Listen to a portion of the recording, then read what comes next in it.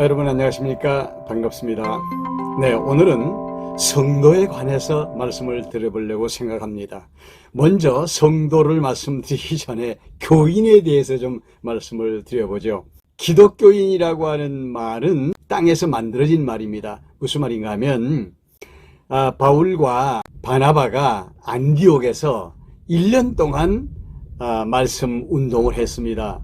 거기에서 지역 사람들이 바울과 관련되어 있는 사람들을 향해서 하는 말이 저 사람들 그리스도인이야, 이렇게 붙여진 이름입니다.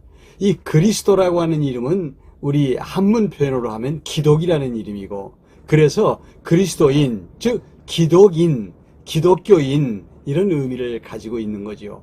그렇기 때문에 교인이라고 하는 말은 사실 땅에서 만들어진 이름이고요. 내가 기독교인이 되고 싶다 그러면 내가 교회에 가서 등록하면 됩니다. 그래서 지상교회 안에서는 많은 문제들을 가지고 있는 것이라고 생각할 수가 있습니다. 그렇지 않습니까? 이 사회에서도 기독교인이 아주 좋은 인상을 주고 좋은 감화를 주는 그런 부분도 있지만, 기독교인이 아주 안 좋은 역할을 하는 그런 경우도 많이 보지 않습니까? 얼마 전에는 살인범이 교도소에서 기독교로 개종을 하고 나와가지고 또 사람을 죽이고, 그리고 또 감옥에 들어간 경우 여러분도 잘 보셨지 않습니까? 그렇기 때문에 일반적으로 교인 이런 말을 쓰지 않습니까? 저 사람 교인이야. 그건 사실상은 이 객관적인 단어이기 때문에 교인, 이것보다는 저는 이 단어를 좋아합니다. 성도라고 하는 단어죠. 성도라고 하는 단어는 하늘에서 내려온 단어고요. 기독교인, 그리스도인, 이거는요 땅에서 만들어진 단어라고 생각이 듭니다. 교인 가운데 정말 교인이 아닌 사람, 그리고 성도가 아닌 사람들이 있게 마련이죠. 이스라엘 백성들이 애굽에서 나올 때에도 섞인 무리가 있어가지고 그 섞인 무리들이 광야 생활에서 다시 애굽으로 돌아가자고 하는 운동을 했죠. 그래서 이스라엘 백성들이 얼마나 고통스러운 삶을 살았습니까? 오늘날 이 현대 교회 안에서도 이런 모습은요 흔히 볼 수 있는 모습입니다. 자, 성도는 무엇입니까? 이 성도라고 하는 말은 원어를 극히 따지지 않는다고 해도 한문으로 보면 거룩할 성자를 쓰는 성도거든요. 이게 거룩한 사람이다, 그런 뜻이에요. 거룩한 백성, 성도입니다. 그 성도는 하나님이 너는 거룩한 자다, 이렇게 하나님이 명하여서 이루어진 이름이 성도입니다. 그럼 왜 그러냐면 하나님이 낳아주었어요. 물과 성령으로 거듭났어요. 그게 성도예요. 그러니까 하나님의 자녀죠. 거룩한 자녀입니다. 거기 무슨 나쁜 성도가 있겠습니까?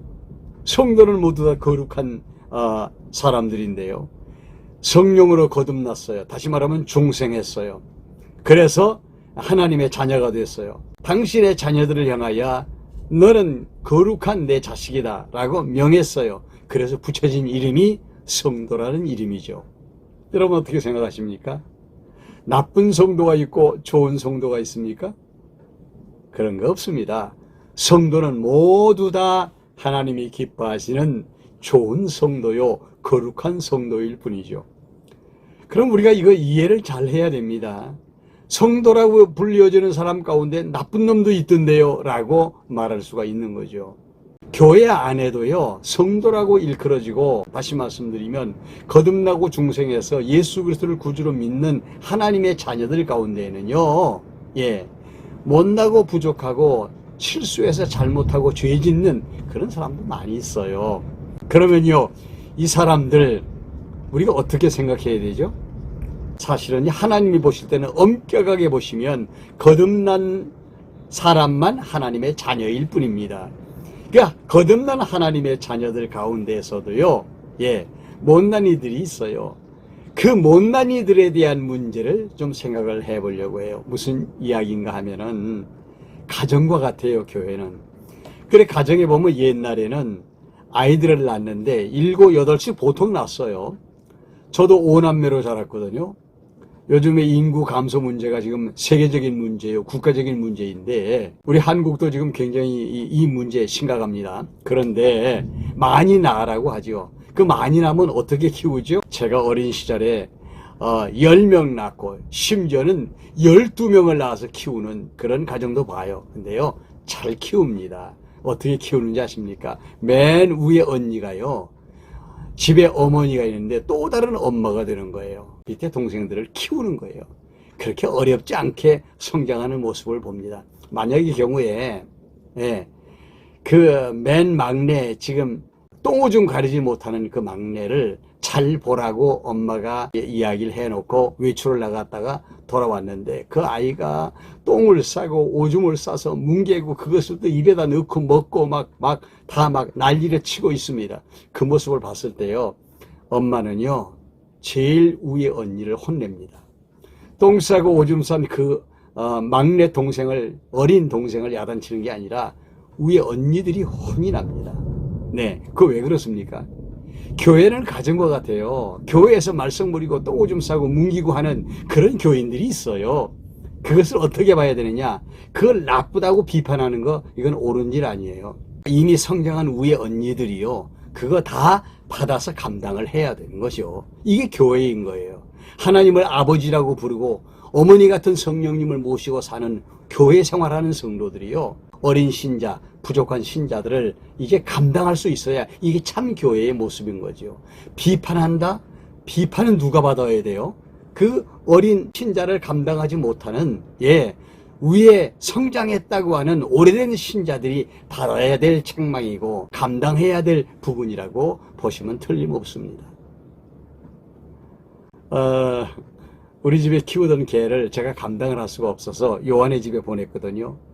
그 녀석이 가서 새끼를 5마리를 낳았어요. 너무 귀여워서 어저께 가봤는데 제가 놀라운 사실 하나를 발견했죠. 5마리의 새끼같이 애미에 젖을 빠느라고 정신이 없습니다. 개가 말랐어요. 그래서 조금 있다 보니까 한 녀석이 똥을 쌉니다. 그래서 이걸 똥을 치워줘야 되나 하고 봤더니 애미가 달려와가지고 그 강아지 새끼의 항문을 핥고, 그리고 싸놓은 똥을 그냥 지가 먹어버리고 깨끗하게 치워버리고 맙니다. 이걸 보면서 이 개가 가지고 있는 모성애의 본능도 이거 대단한 것이구나. 여러분 어떻습니까? 가정도 마찬가지지만 교회도 어린 신자들을 잘 키워내야 됩니다. 하나님은요, 교회에서 말썽 부리고 똥오줌 싸는 어린 신자들이 있어요. 책망 안 합니다. 자랄 때까지 하나님이 키우시는데, 만약의 경우에 이 일로 비판하거나 판단하거나 어린 동생을 때린다거나 이렇게 하는 것은요, 이미 성장한 성도들이 하나님 앞에 혼날 일입니다. 이렇게 생각하면 교회는 사랑의 법이 왕노릇하고 있는 장소가 맞는 거죠. 교회는 다른 법 아무것도 필요 없습니다. 사랑의 법 하나만 있으면 되는 것이죠. 성도, 좋은 성도, 나쁜 성도 아닙니다. 좋은 성도만 있습니다. 교인 중에는 물론 나쁜 교인도 있을 수 있겠죠. 그러나 우리는 성도라고 하는 거룩한 사람들이라고 하는 하나님의 자녀로서의 이름을 가지고 살아가는 사람들이죠. 좋은 성도만 있을 뿐입니다. 부족한 부분을 내가 감당한다, 그런 심정을 가지면 교회는 평안한 교회가 되는 것이죠. 사랑입니다. 성도는 사랑을 받고 사랑을 하죠. 다음 시간에는 열왕기 상하로 들어가서 또 말씀 공부를 해보도록 하겠습니다. 대단히 감사합니다.